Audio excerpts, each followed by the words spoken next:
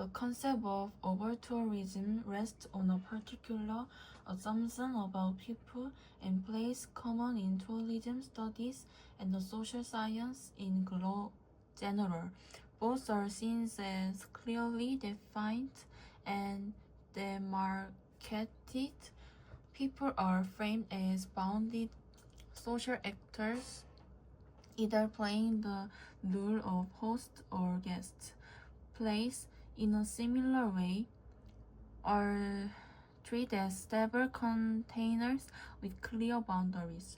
Hence, place can be full of tourists and thus suffer from over-tourism. But what does it mean for a place to be full of people? Indeed, there are examples of particular attractions that have limited capacity and where there is actually no room for more visitors. This is not least the case with some man-made construction such as the Eiffel Tower. However, with places such as cities, with regions, or even whole countries being promoted as destinations and described as victims of over-tourism, things become more complex. What exists or out of proportion is highly relative and might be more related to other aspects than physical capacity, such as natural degradation and economic leakage,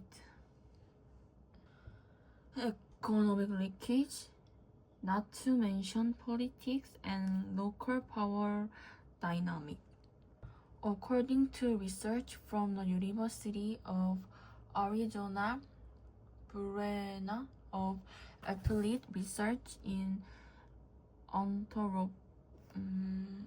Anthropology, the average household ends up wasting an average of 40% of its grocery spending by throwing away unused or spoiled food. Even worse, 50% of that waste include products that were never opened and were still within their experience dates. This statistic really makes me cringe. Why not just set dollar bills on fire while we are at it? The study also found that the family of 4 ends up throwing away an average of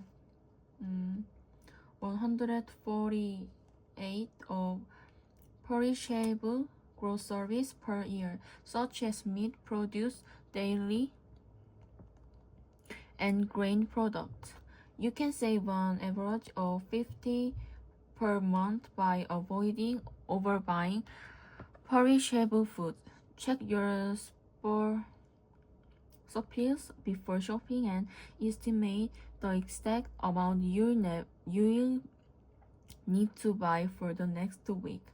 This is also a good time to throw away outdated leftovers.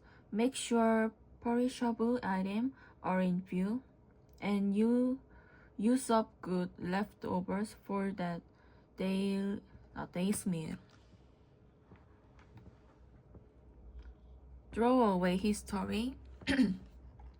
Human imagination has been a double-edged sword.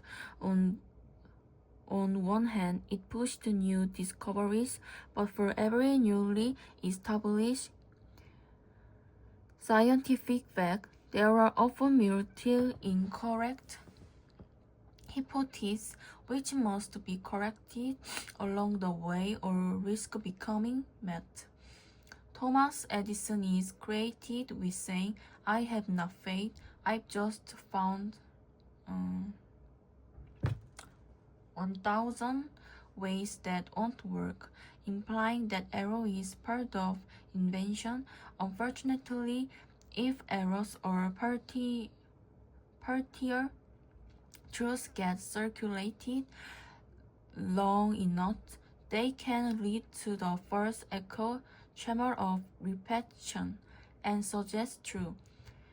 where none exists. For example, even though the humor had been discredited for centuries, some still believe in the myth that blood being one of the four humors, can determine personalities.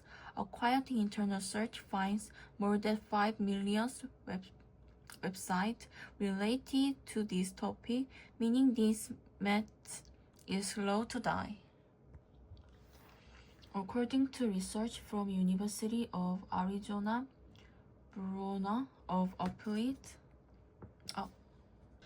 undoubtedly, when we make art or engage in any creative activity by ourselves, we recognize its value and make time and space for it in our lives. The boom in cloning books and cloning page in the past few years is one such example. It takes away a challenge part of visual art making and skills and provide us with a level of challenge that is relatively easy and manageable. Our studies with cancer patients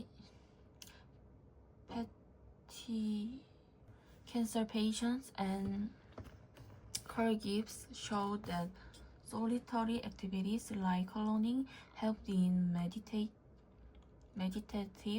and reflective ways by taking us to a space of distraction away from everyday concern.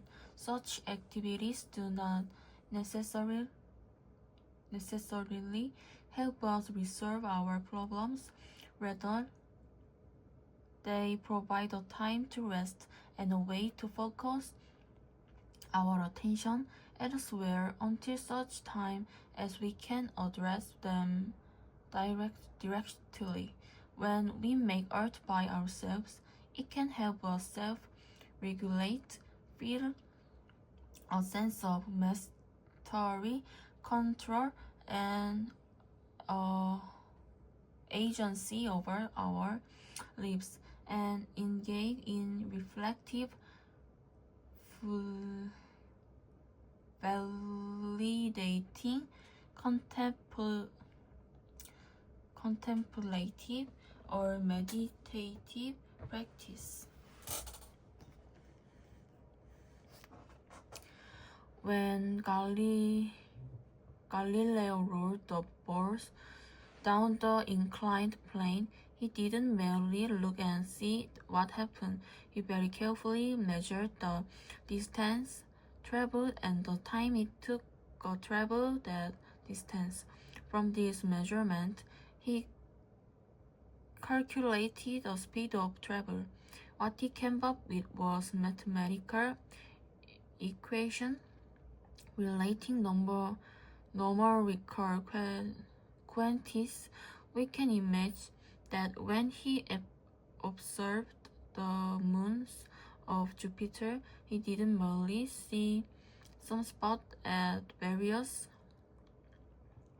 different places from night to night. He kept track of where the spots were, compared their position from night to night, and perhaps did some calculations intent to compute what path they were traveling, to find out that their change in apparent position was consistent with their being bodies moving around Jupiter. Similarly, in my hypothetical bird experiment, I imagine myself as a budding junior scientist. Weight the sulfur I put into the cage and calculating percentage by weighing of what was eaten. It's obvious numbers are important to science. Scientists measure and calculate, they don't just observe.